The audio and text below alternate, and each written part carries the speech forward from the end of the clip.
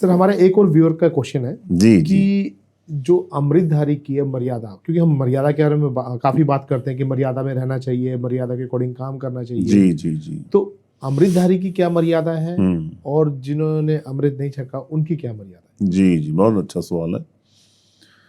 देखिए, अमृत छकना एक जिम्मेवारी है, रिस्पॉन्सिबिलिटी है।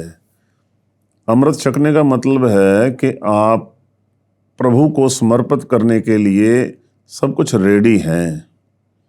समर्पित मतलब अमृत वेले जागना। अमृत वेला क्या है कि सुबह 4 से लेकर 6 बजे, ये जनरल लोगों का अमृत वेला है। वैसे तो जिसको जब कोई प्राप्ति हो जाती है उसके लिए 24 घंटे ही अमृत वेला है। संसार के लिए जो है 4 से 6 बजे तक का अमृत वेला है। ऊर्जा ठीक होती है उस समय में। तो अमृतधारी को शुरू यहाँ से किया जाता है, फिर वो आस्ते आस्ते 2 बजे उठने शुरू हो जाता है, फिर रात को 12 बजे, जैसे जैसे लेवल बढ़ता जाता है। लेकिन शुरुआत 4 से है कि भाई सुबह उठो, स्नान करो और 5 बाणियां दी गई हैं सुबह पढ़ने के लिए। ये अमृतधारी को हर हालत में पढ़नी है। ओके। जपजी साहब है, जाप साहब है, स्वैये हैं, चौपाई साहब है, आनंद साहब है। पिता परमेश्वर कहते हैं कि अब तुझे मैंने अमृत दे दिया है, अब तुझे इस कलयुग से, भवसागर से मैंने निकालना है, मेरी रिस्पॉन्सिबिलिटी है। तूने आके मेरे से अमृत छक लिया है, अब मैं तुझे जो दूंगा वो तुझे मानना पड़ेगा, मैं तभी तुझे निकाल पाऊंगा यहां से। तो 5 बाणियां दी। पहली बाणी दी जपजी साहब। जपजी साहब हमें ब्रह्म ज्ञान देती है। ब्रह्म ज्ञान। ब्रह्म ज्ञान, ब्रह्म क्या है, हम कहाँ से आए हैं, कहाँ जाना है, क्या करना चाहिए, है ना। बेफिक्री देती है, कैसे जीना, जीवन जांच देती है। अंदर से हमारे ज्ञान इंद्रिय खुलने शुरू होते हैं। जो बाहर ढूंढ रहे हैं ना सब कुछ बाहर से, वो अंदर से प्रकट होने लगता है। गुरबाणी में लिखा हुआ है पिता परमेश्वर ना, जो पूरे ब्रह्मांड में है वो तुम्हारे पिंड में है। जो ब्रह्मंडे सोई पिंडे, जो खोजे सो पावे। जो कहते हैं बाहर ढूंढ रहे हो ना, वो अपने अंदर वो अंदर है। मन मंदिर में जाओ, वहां से अपने आप ज्ञान इंद्रिय खुलेंगे, प्रकट होगा। बाहर कितना याद रखोगे, अनंत है ना। बिल्कुल। और जब तक अंदर से मन उसको महसूस नहीं करेगा, आप जितना मर्जी बताते रहो, मन में शंका आता रहेगी। तो शंका तभी खत्म होगी अगर अंदर मन को पता लगेगा। मन मान्या, जब मन, तब मन जाने। जब मान जाता है ना, उसको देख ले, फिर मन जानता है उसको भी, हाँ अब मैं कोशिश करूं जानने की। जब तक मन मानता नहीं उसके बारे में, तो कोशिश नहीं करता, मन में शंका रहता है। ठीक है सर। दूसरी बाणी हमें दी गुरु गोविंद सिंह जी महाराज ने। पहली बाणी है गुरु नानक देव जी की, जपजी साहब, ब्रह्म ज्ञान। दूसरी बाणी दी गुरु गोविंद सिंह जी महाराज ने, जप जी साहब, जाप साहिब। जाप साहब 200 दफा पिता परमेश्वर को नमस्कार है उसमें। क्या हम रोजाना 200 दफा पिता परमेश्वर को नमस्कार कर सकते हैं? बिना बाणी पढ़े नहीं कर सकते। नहीं। उसमें अलग अलग तरीके से नमस्कार है प्रभु को। 200 दफा अलग अलग नाम से नमस्कार है। नमस्तमंग काले, नमस्तमंग कृपाले, बहुत बढ़िया है। भुजंग चाल में ये बाणी लिखी गई। भुजंग बोला गया सांप को, सांप ऐसे चलता है। इतनी ज्यादा रिदम में है ये बाणी, जब किसी को पढ़नी आ जाती बाणी शुद्धता से, आप उस बाणी को रूटीन में छोड़ ही नहीं सकते। इतनी ज्यादा आनंदमयी बाणी है, वो शक्ति से भरी हुई है, क्योंकि डायरेक्ट प्रभु इन्वॉल्व हो रहे हैं उसमें। वो शक्ति है उसमें बहुत ज्यादा। पहले आपको भक्ति मिली, दूसरे नंबर पे शक्ति दे दी, तीसरे नंबर पे स्वैये, स्वैयों की वाणी है। वो आपको वैराग देती है। वैराग मन हृदय कोमल करेगी आपका, जरूरत है जिसकी। चौथी बाणी दी चौपाई साहब, गुरु गोविंद सिंह जी महाराज। वो रक्षा की बाणी है। प्रभु कहते हैं अब आपके पास गुरमत ज्ञान आ रहा है, शक्ति आ रही है, मन वैरागी हो रहा है, कोमल हो रहे हो, हृदय भर रहा है दया से। किसी का बुरा नहीं कर पाओगे, पर मेरा फर्ज है मैं तुम्हारी रक्षा करूं। बुरा इंसान तुम्हारे पास आए ही ना, बुरे का भी भला कर, लिखा है ना। बिल्कुल। तो अब इतने कोमल हो गए हो, कुछ आपका बिगाड़ के भी जा रहा है, उसको भी मना नहीं कर रहे, मेरे पे छोड़ रहे हो। तो मैंने तुम्हें रक्षा की बाणी दे दी, वो तुम्हारी रक्षा करेगी।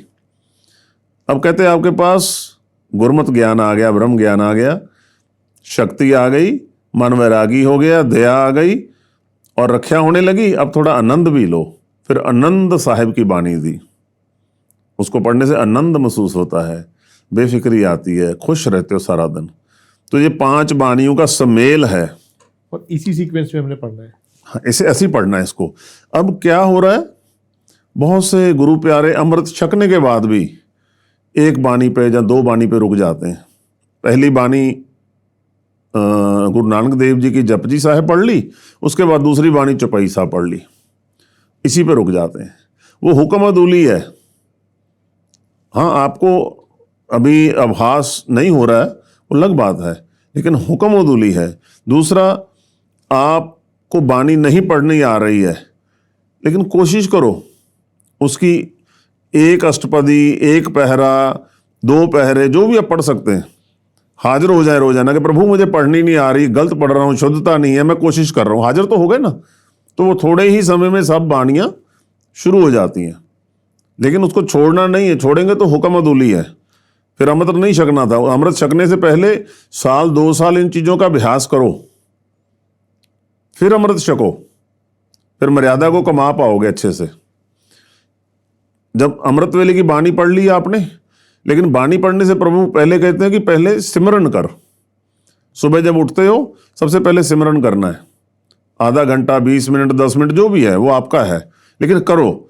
उसके बाद में बाणियाँ पढ़नी है, उसके बाद में अपना चाय पानी पीना है, जो भी करना है, खाली पेट करनी है। पानी पी सकते हो, जो मर्यादा है, मर्यादा के अकॉर्डिंग। उसके बाद खाना पीना खाओ, जो भी खाना पीना है। तीसरी चीज़, उसमें नॉन वेज वगैरह सब मना किया हुआ है। अब इसमें बहुत बड़ा झगड़ा चल रहा है सभी कौमों में। सिख कौम में तो चल ही रहा है। सिख वो कहते हैं जी ये निहंग सिंह बकरे खाते हैं, तो हम क्यों नहीं खा सकते। अरे भाई, वो निहंग सिंह हैं, वो गुरु की फौज है, वो घर बार छोड़े हुए हैं उन्होंने। वो गुरु घरों में रहते हैं, टेंटों में रहते हैं, छावनियों में रहते हैं, वहाँ पे उनको घर जैसी सुविधा नहीं मिलती खाने की, तो उनको प्रोटीन चाहिए बाहर। दूसरी चीज़, उनको गुरु की फौज है, वो उनको गुरु साहब ने बोला हुआ है कि आपको शस्त्र विद्या छोड़नी नहीं है। अब शस्त्र विद्या वो किस पे अजमाएं, तो इसलिए वो कोई बकरा लेते हैं, पकड़ते हैं, उसके ऊपर पाठ पूजा किया जाता है, रिचुअल्स किया जाता है, उस बकरे को झटकाया जाता है, ताकि जो वॉरियर हैं, जो निहंग सिंह हैं, उनको अपनी जो प्रभु की तरफ से, गुरु गोविंद सिंह जी महाराज की तरफ से जंग युद्ध में लड़ने की ताकत बख्शी गई है, विद्या दी गई है, उसको जिंदा रखना है। अब अगर वो ये सब कुछ नहीं करेंगे, कल को कोई ऐसी जरूरत पड़ जाती है तो वो तो खून दे के उल्टियाँ करने लगेंगे। फौज है, उनको अलाउ है, वो खा सकते हैं। लेकिन हम लोग रजाइयों में बैठे हुए घरों में, ऐसा कुछ नहीं है।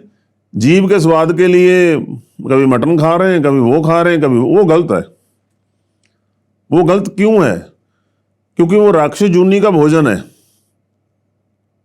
मधुरा सेवन करना, अंडा मीट खाना पीना, ये नेगेटिव ऊर्जा की खुराक है।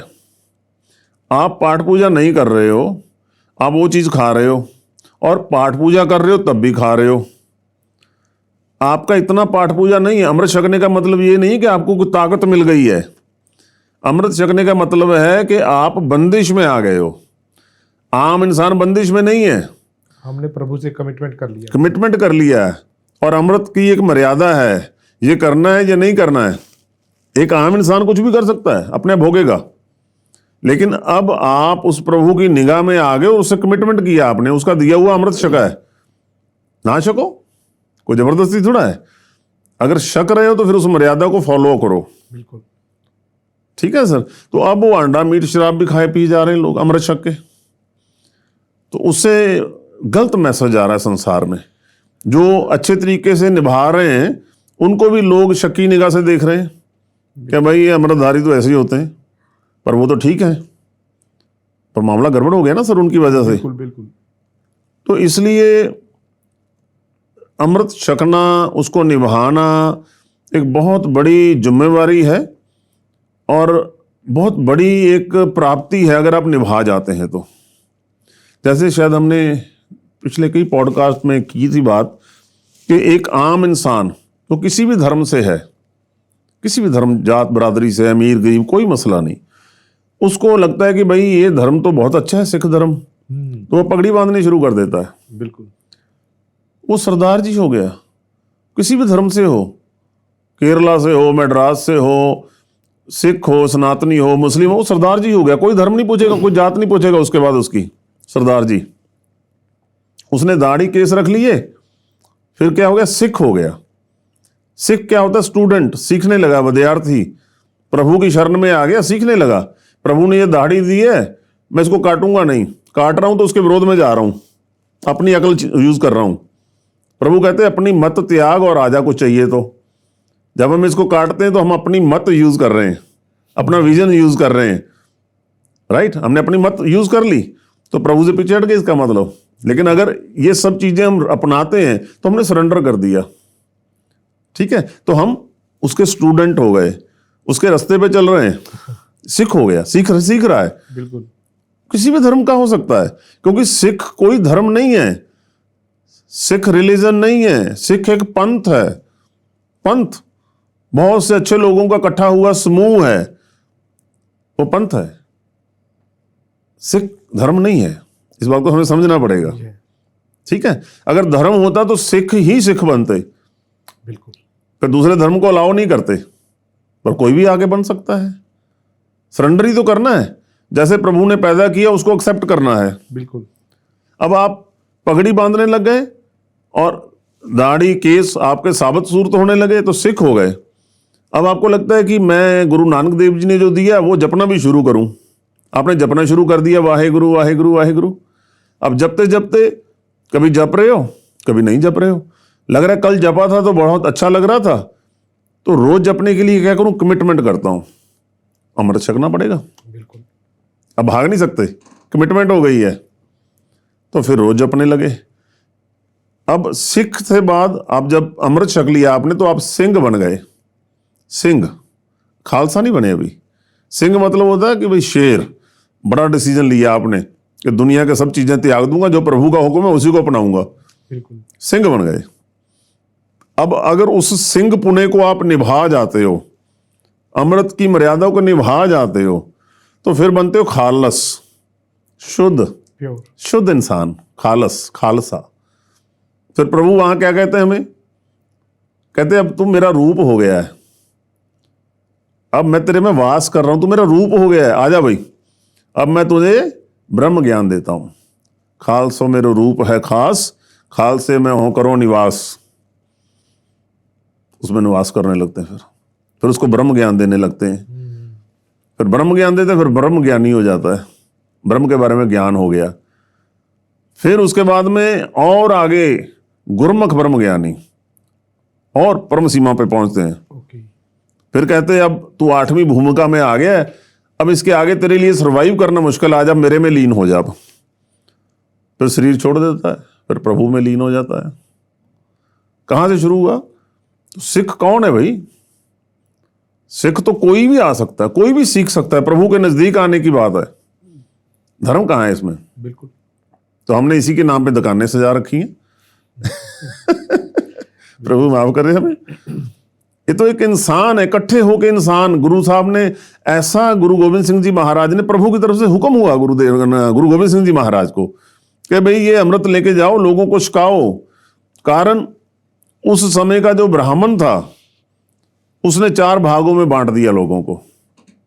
क्यों? कमांड करनी थी, भाई मैं ब्राह्मण हूं, ऊपर बैठ गया।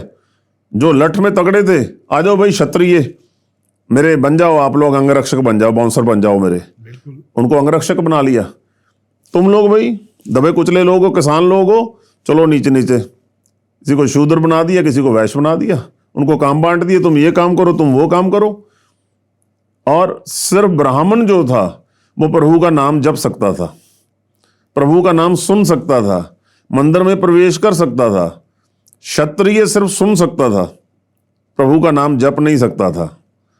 ना ही ब्राह्मण की घरवाली नाम जप सकती थी, लेडी औरत कोई जप नहीं सकती थी, ना ही सुन सकती थी।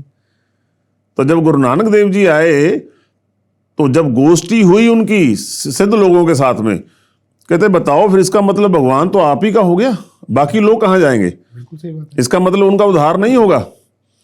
तो तभी फिर उन्होंने क्या किया, एक ओंकार लगा दिया कि प्रभु बटे हुए नहीं हैं, एक हैं सबके लिए। आ जाओ भाई, मैं सबको देता हूं। ब्राह्मण कह रहे ये सिर्फ हमारा अधिकार है। वो कहते हैं मैंने इसके आगे अभी ओम के आगे एक लगा दिया, एक ओंकार। आद नाम, जो ओम का आद नाम है वो ओंकार है, ओंग, खाली ओंग। प्रभु ने, गुरु नानक देव जी ने उसके आगे एक लगा दिया कि प्रभु एक है और कोई भी जप सकता है इसको संसार में, कोई गरीब हो, अमीर हो, किसी भी जाति का हो। तो वहीं से विरोध शुरू हो गया, वहीं से गड़बड़ होनी शुरू हो गई सारी। ठीक है सर।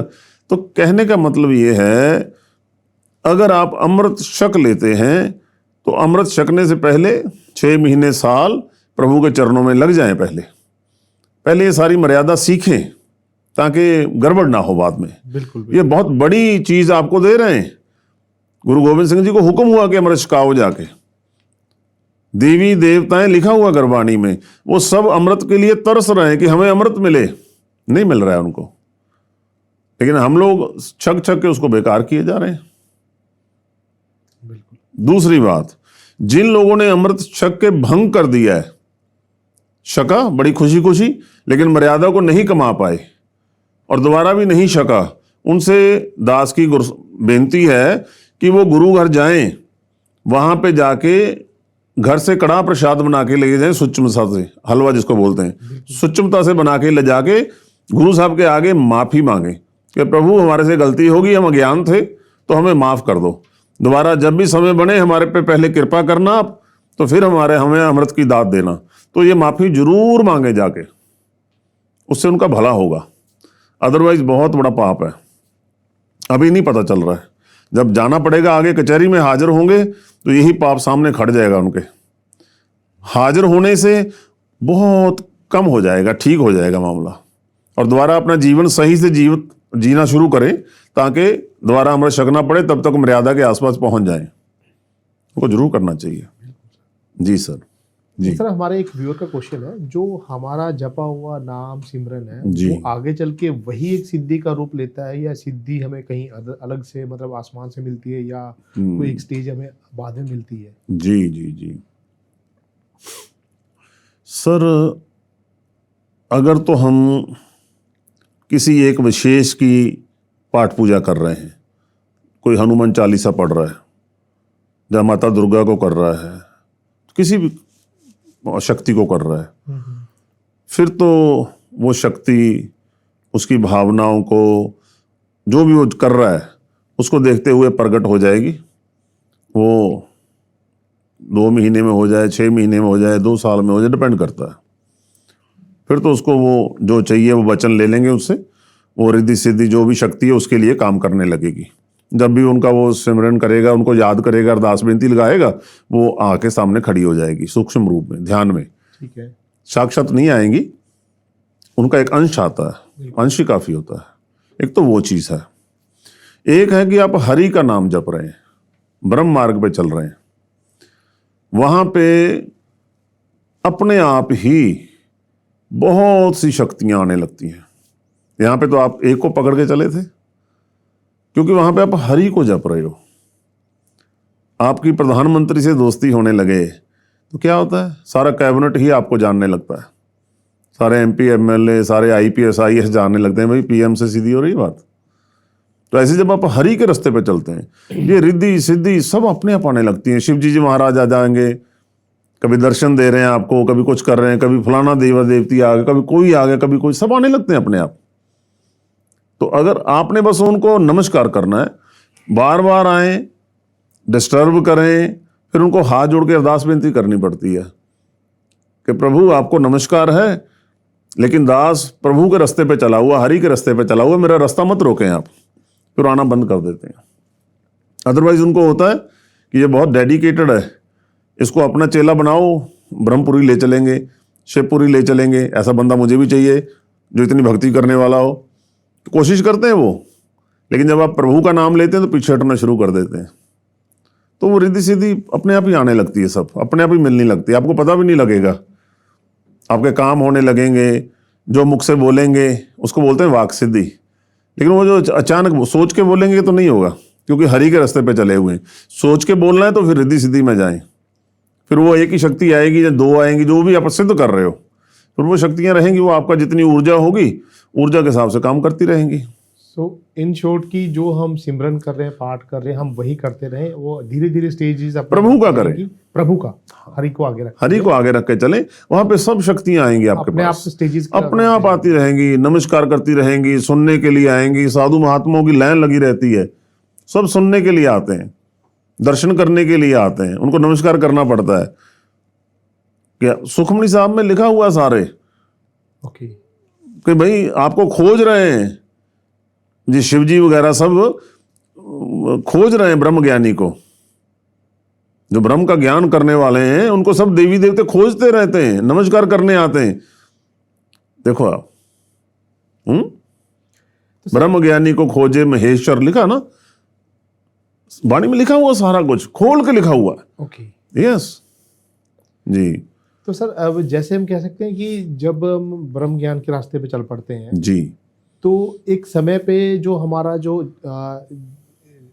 धर्म है जी जैसे हम कह देते हैं कि हिंदू धर्म है या फिर हमारा सिख धर्म है जी, तो ये एक समय पे एक लेवल पे आके हमारे लिए अड़चन बन जाते हैं या फिर रुकावट हो जाते हैं कि हम इससे बंध जाते हैं और इनसे आगे निकलेंगे तभी तो हम उस एक ओमकार में विलीन हो पाएंगे, उसके सुप्रीम पावर में से मिल पाएंगे। जी जी जी। तो ये कहना गलत है? ठीक है नहीं, देखिए धर्म, अगर आप हरि के रास्ते पे चले हुए हो, कोई चीज आपके आड़े नहीं आएगी, कोई भी आ ही नहीं सकती आपके आड़े।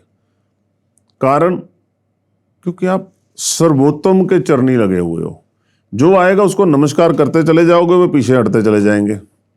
रही बात धर्म की, सभी धर्म एक ही चीज बताते हैं कि एक दूसरे के लिए मन में दया रखो।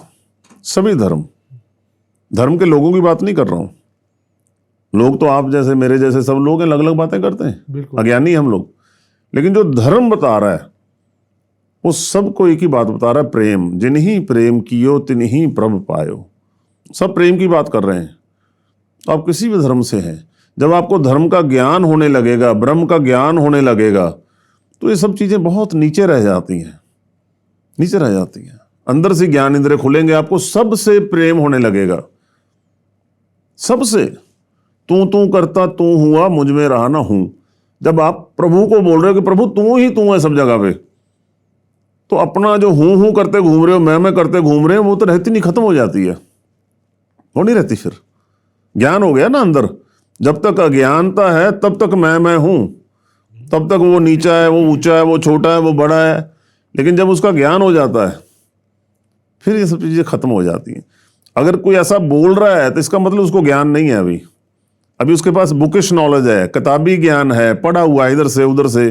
अभी जैसे माफ कीजिएगा, अपना क्वेश्चन ऐड कर देता हूं बीच में, क्योंकि दास को प्रश्न आते हैं बहुत से, बिल्कुल सर, है ना। एक आपका प्लेटफॉर्म है, इसके माध्यम से दास बोलता है।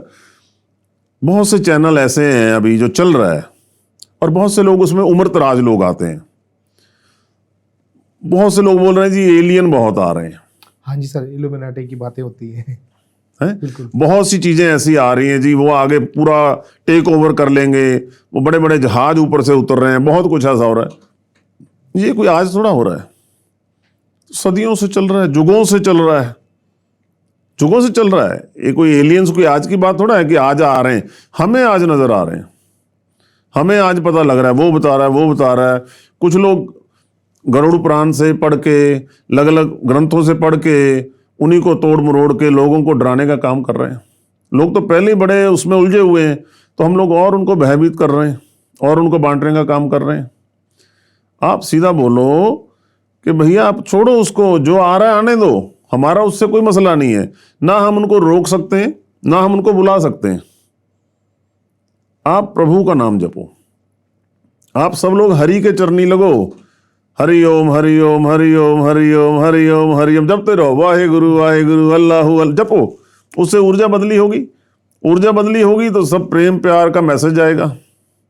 वो करना चाहिए, बिल्कुल। और दूसरी बात, पिता परमेश्वर बैठे हैं ऊपर, उनको करने दो जो कर रहे हैं, वो करने दो।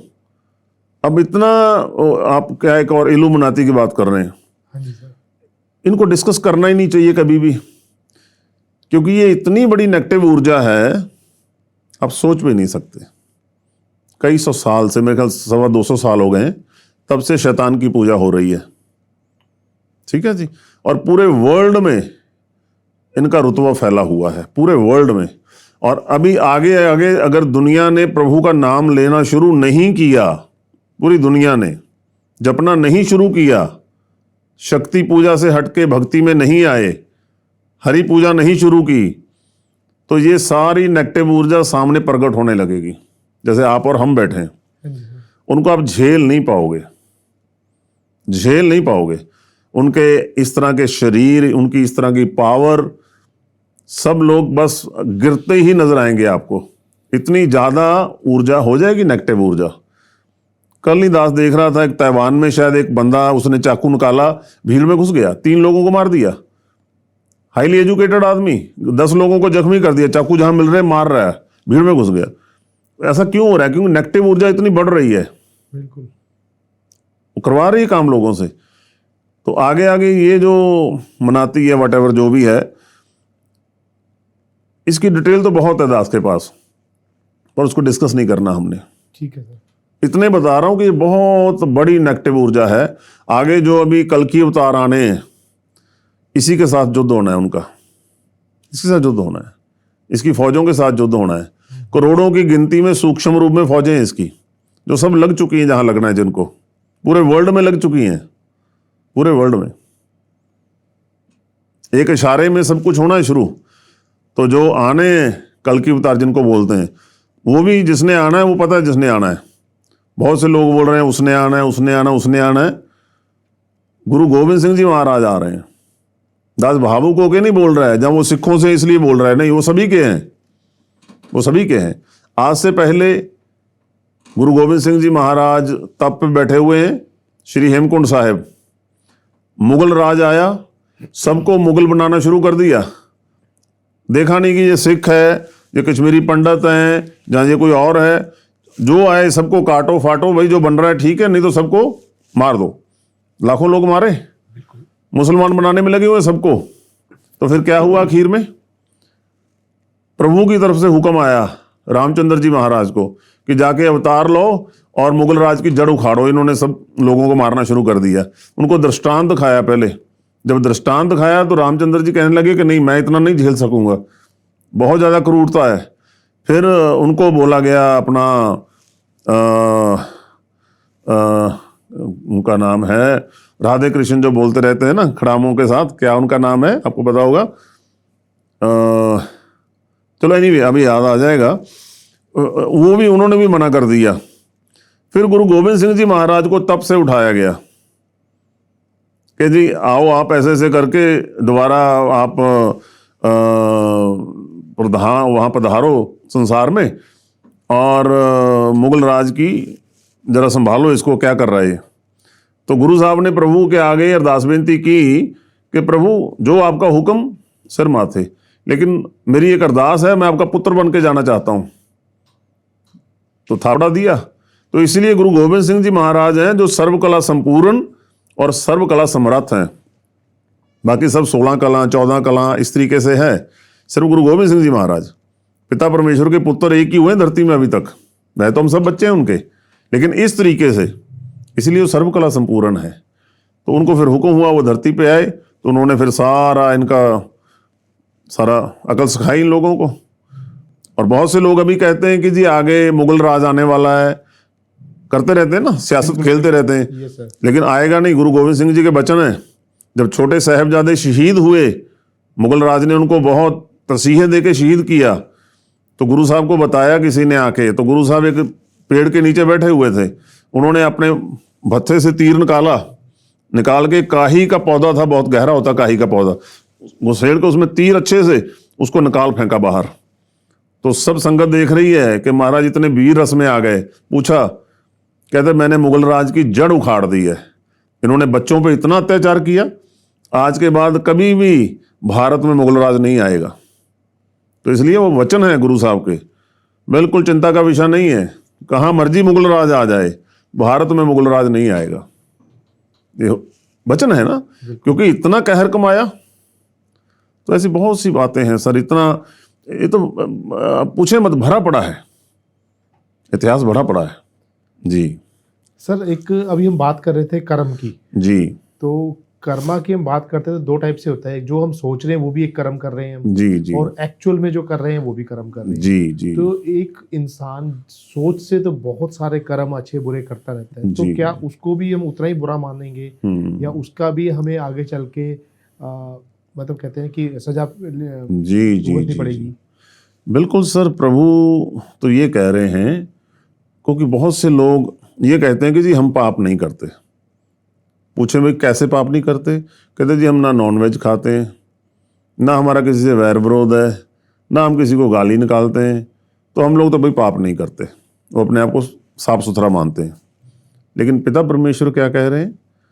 कहते तेरी आंखें पाप कर रही हैं, 3 पाप एवरी डे कर रही हैं। किसी को किस नज़र से देख रहा है तेरी आंखों को पता है, तुझे पता है। जेलस होके देख रहा है, हवस से देख रहा है, तो तुझे पता है। जहाँ नफरत से देख रहा है, ऐसी जीवा तेरी 3 पाप हर समय कर रही है। गाली गलौज कर रही है, कुछ और कर रही है, चटपटा खाने के लिए हत्या कर रही है किसी का, कुछ भी बिल्कुल पाप कर रही है। किया नहीं, अभी सोच रही है। ऐसे कान तेरे पाप कर रहे हैं। ये हर समय तेरे से पाप जाने अनजाने हो रहे हैं। इस चक्कर में मत पड़ कि मैं नहीं कर रहा हूं। सिर्फ माफी मांग प्रभु से कि प्रभु मेरे से हर समय गलती हो रही है, मेरे से हर समय पाप हो रहे हैं, तो मुझे अकाउंटेबिलिटी में मत डालना। जैसे एक साधु था, प्रभु के पास पहुंचा, प्रभु मेरा हिसाब करो। कहते भाई हिसाब क्या करना, तूने जो लेना ले ले, बोल क्या चाहिए तुझे। कहते नहीं प्रभु, मेरा बड़ा लंबा चौड़ा हिसाब, मैंने 90 साल भक्ति की है लगातार, तो मुझे मेरा हिसाब चाहिए। कहते ठीक है बनाओ भाई इसका हिसाब था। बनाया तो कहते आपने भक्ति कहाँ की? कहते फलाने फलाने पहाड़ पे।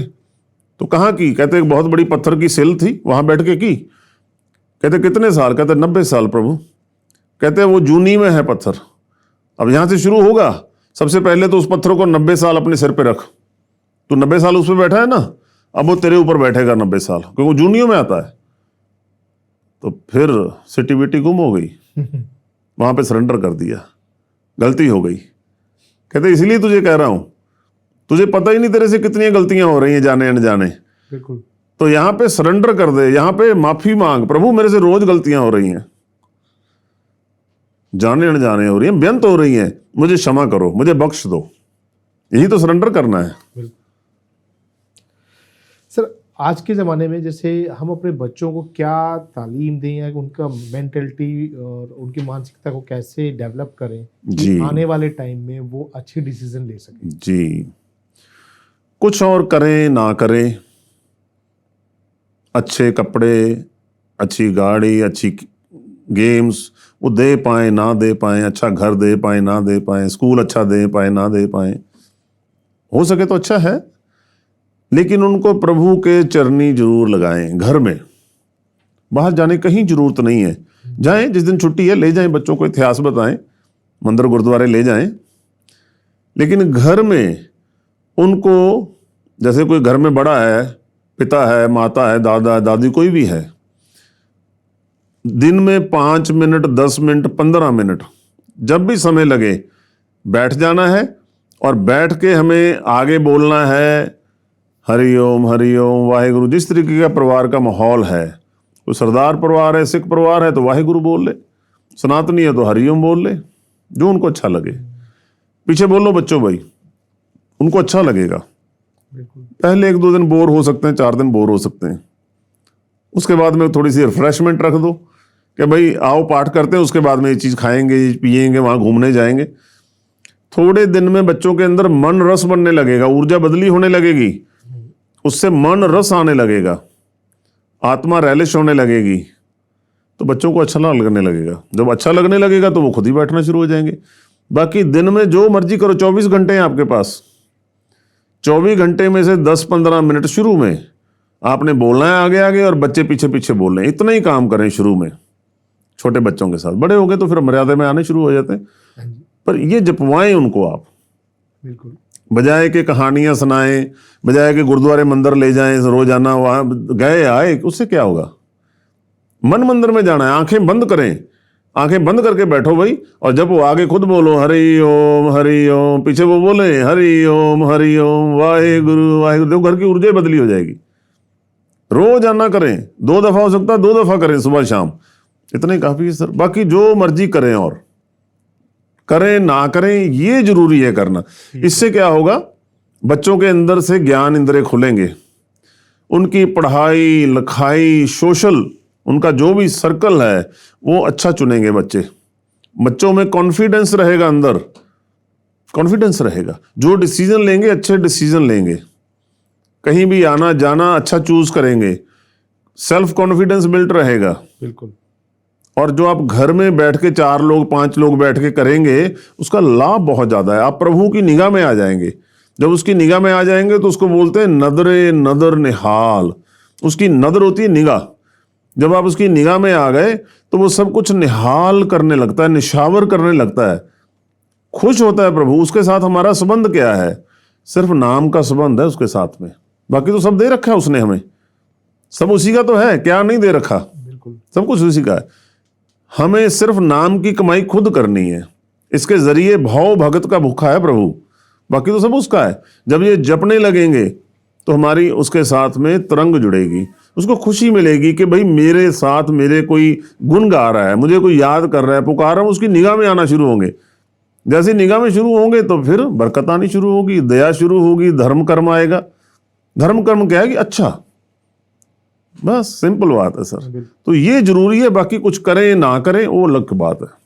जी, हमारे एक व्यूअर का एक क्वेश्चन है कि गुरबानी पढ़ना ही काफी है, उसका मीनिंग भी समझना जरूरी है जी, क्योंकि घर पे जब आप पढ़ रहे हैं जी, तो उसका हो सकता है कि कोई मीनिंग समझाने वाला ना हो। जी जी जी जी सर, जब भूख लगी होती है तो क्या होता है, बाहर से फोन करना शुरू कर देते हैं घर में कि भाई मैं 10 मिनट में पहुंच रहा हूँ, खाना लगा दो। बिल्कुल बिल्कुल नहीं पूछते क्या बना है, भूख लगी हुई है। पूछते कब हो, जब पेट भरा हुआ है, भाई क्या बना है, क्या बनाओगे, नखरा आता है। बिल्कुल। अब समझे इस बात को। अब आपने मुख में यहां से खाना डाल लिया, अंदर भूख लगी हुई थी, अब अंदर जो खाना चला गया जैसे गर्दन से नीचे गया, गले से नीचे गया, आपका उस पर जोर नहीं है।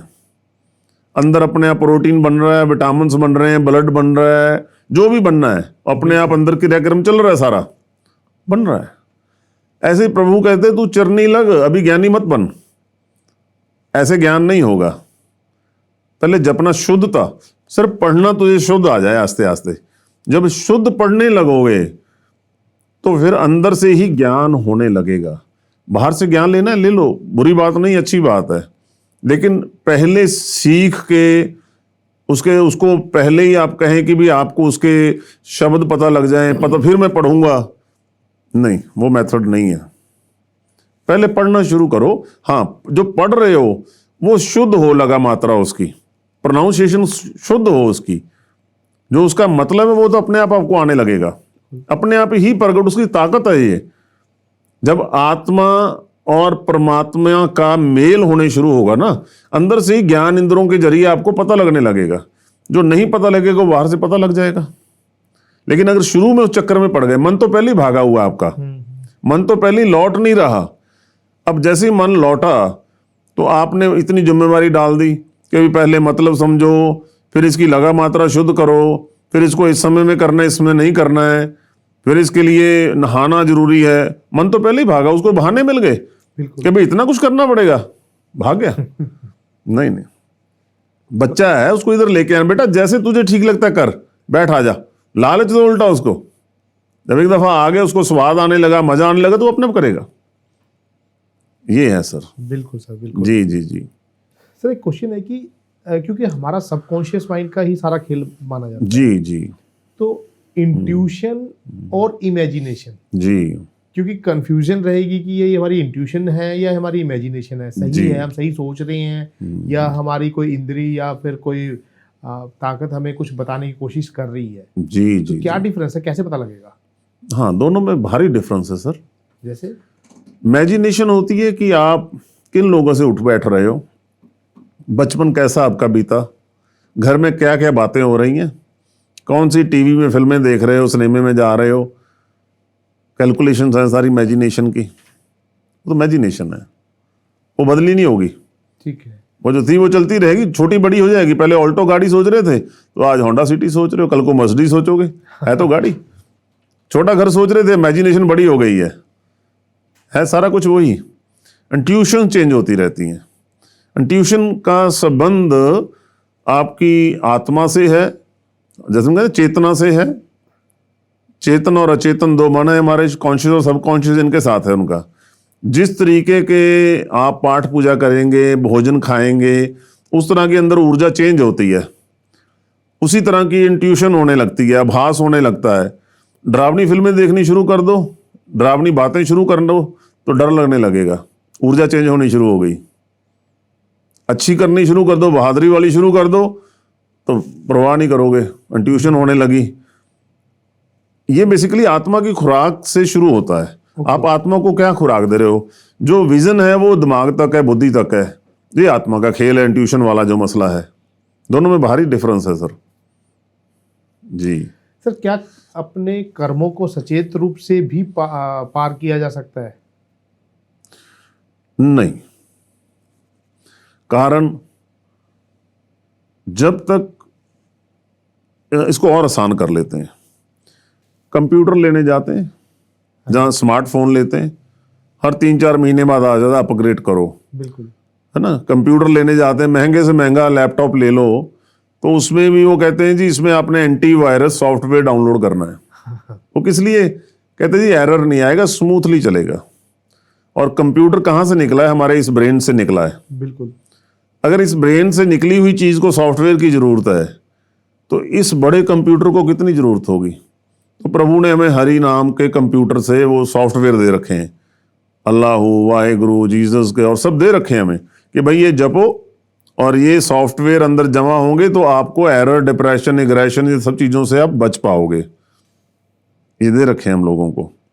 अब अगर हम इस तरीके से प्रभु के चरणी लग रहे हैं, नाम सिमरन जप रहे हैं, तो सब चीज़ों से हमारा बचाव रहेगा।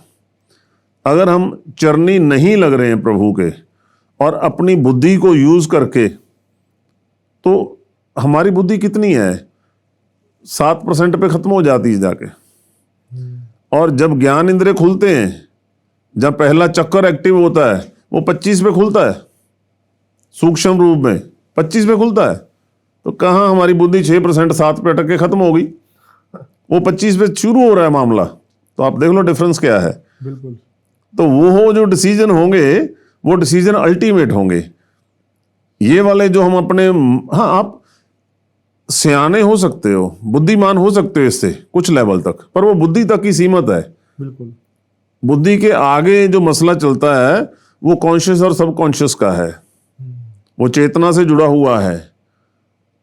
अगर शरीर तो मिट्टी है ना, इसको यहीं छोड़ देना है हमने। एज है सबकी 60 साल, 70 साल, 100 साल, उसके बाद में क्या? सिर्फ खाली आत्मा है। मोबाइल यहीं छूट गया, खाली सिम निकल गया बीच में से। बिल्कुल। अब सिम तब चलेगा जब उसको नया मोबाइल मिल जाएगा। तब तक सिम रखा हुआ है, टावर भी चल रहा है, सिग्नल भी भेज रहा है, आउटपुट नहीं आ रही कोई। अब यही आत्मा हमारी, जब दोबारा हमारा जन्म होता है तो प्रभु यही आत्मा हमारी दूसरे शरीर में डालते हैं। लेकिन उस आत्मा को देखा जाता है कि इस आदमी की कमाई कैसी है, उसी तरह के शरीर में उसको डाला जाएगा, उसी तरह के परिवार में भेजा जाएगा। आगे अपग्रेड करना है, वापस ले जाना है, जानवर बनाना है, क्या करना है। जिस तरीके की आपकी सिम में पूरी एक्टिविटी रही होगी, जो भी रहेगा उसी के हिसाब से आगे आपको जन्म मिलना है। तो बुद्धि तो बहुत नीचे लेवल तक है, उससे आप समाज के लिए थोड़ा बहुत सियाने हो सकते हो, अच्छे हो सकते हो, कुछ कार्य कर सकते हो। लेकिन उस कार्य के पीछे बहुत से लालच रहेंगे, बहुत सा अहंकार रहेगा, बहुत सा कुछ ना कुछ रहेगा। वो उन चीज़ों से बच नहीं सकता अगर सिर्फ बुद्धि से करते हैं। अगर प्रभु को आगे रख के करते हैं, चेतना के साथ करते हैं, तो वो इन सब चीज़ों से बचा हुआ होगा।